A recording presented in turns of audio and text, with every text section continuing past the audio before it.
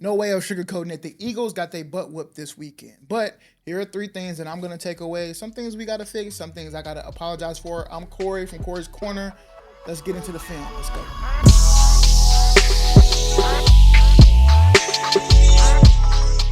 All right, so unless you live under a rock, you know that the Eagles got smoked by the Tampa Bay Buccaneers. I don't know what it is. We cannot beat Baker Mayfield. But here's something that I saw. I went back and watched the game over and over. And our defense was just getting gashed and gashed and gashed. And here's something that I think we need to fix. So let's go to the tape real quick. They're going to exploit Avonte Maddox. And it's not really Avonte Maddox. This is on the first drive. Almost every play on the first drive went to the boundary. So if they're on the left hash, they were going to the right hash. So right now the ball's on the left hash, they throw to the right hash.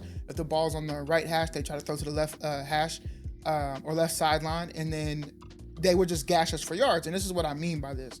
So just watch this play in entirety. We got a little bit of motion coming in.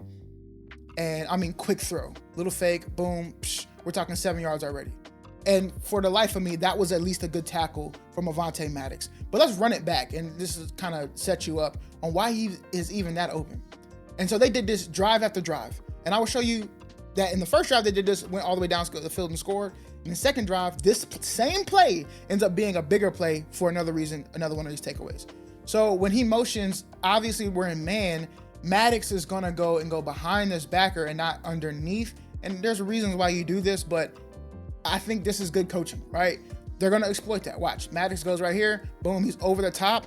Look how far he is already away from him. And if we look at the other angle, he's probably also behind him. So there's just no way of getting there in the time to be able to actually defend that pass. And if you look at the sticks, it's already a first down. There's really no help. If Slay is running with this person, doesn't see the ball get thrown, if he misses this tackle, it's a big play. Keep that in mind. So the first takeaway is I think that we need to fix this on defense. They gashed us all day on these types of plays. Running out to the sideline, quick hitters out to the sideline, putting motion to put people into different situations. So I don't know if we want to bring the corners down. I don't know if we want to get away from just playing straight man and get into some different coverages. I don't know if we want to change his responsibility from running the loop to running straight line. I don't know, but I would not be surprised if we see it fixed next week. However, I want to show you the same play in the second drive. And here's my second takeaway. We have to get better at tackling. Okay, so Buccaneers go down, they score. They get the ball back. We have a 3 and out. They get the ball back. And look what happens on the basically same play. We got Maddox about to go in motion because this guy's going in motion. So Maddox is going to go over the top. Instead of the running back going here, he's going to go here. So that's like the different wrinkle.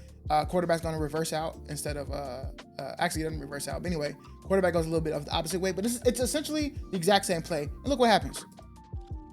Same play. Wide open. And what did I tell you earlier? If somebody's not paying attention, if Slay wasn't paying attention or somebody else, it's gonna be gashed for a big play if Maddox misses that tackle, and that's exactly what happens. Look at that. Again, I'm here sitting on the couch watching the game, so like I'm not about to say anything about his effort, but the tackling has to be better. Look at this. Look at it from this angle. It has to be better than this, dog. It has to be. Right here, I'm thinking we break down. We run through the player. We chop our feet, we wrap up, we run through the player.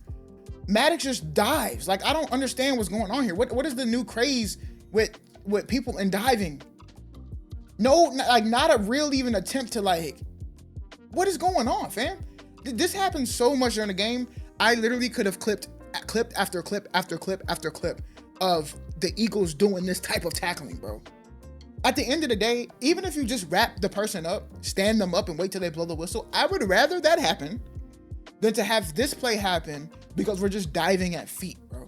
Like, my takeaway number 2 is we have to get better at tackling. And to me, yes, I know that the rules are changing and everything else, but this is fundamental part of the game. This is football 101. Tackling has to get better. Takeaway number 3, and I have to give Jalen Hurts an apology. The more I watch the film, the more I still feel confident in Jalen Hurts. Now, are there things that I would like changed? Of course, I'm a fan. I want Jalen Hurts to be perfect. That's unrealistic. But let me show you what I mean. So throughout the game, like the people in my house, we're all fans. Everybody's just yelling at Jalen Hurts.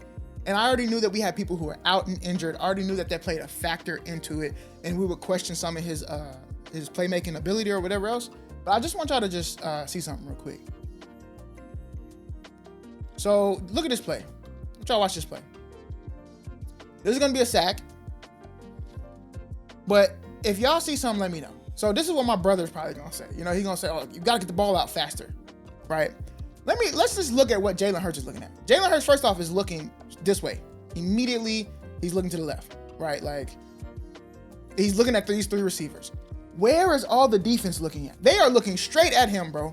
Eyes on Jalen Hurts, except this guy. He's got his eyes here. Jalen can see that.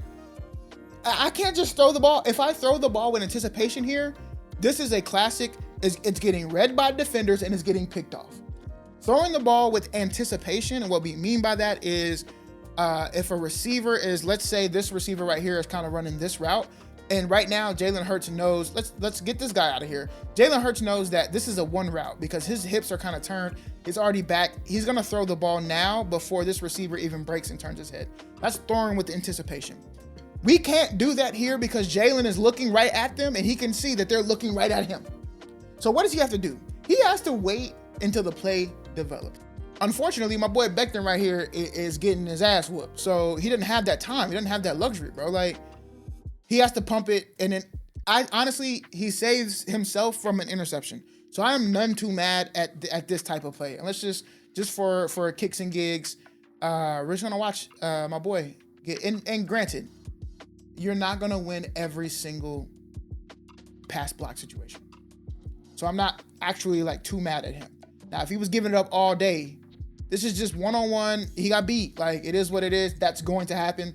That is football. But if we go watch, this is just one play. If we go watch the other plays, like I've watched other plays of Jalen Hurts does not actually look that bad, especially with the fact that he was missing so many weapons. Okay, Lane Johnson was out. Smitty was out. A.J. Brown was out. He's missing so many weapons. So everything's kind of already thrown off. And I saw some throws that he made earlier in the game too that were just amazing throws, and it was drop passes and everything else. Like, on me as a Jalen Hurts fan, as an Eagles fan, I have to scale it back a little bit and be okay. He's playing well. We would like the turnovers to stop, but it is what it is. Or rather, whenever he sees something and he's about to move outside of the pocket and still throw, just run. Get back to that old Jalen. I'll take it. At the end of the day, I think the Eagles are going to be fine. It's just a little bit different than how we started the season last season and how we expected this season to go.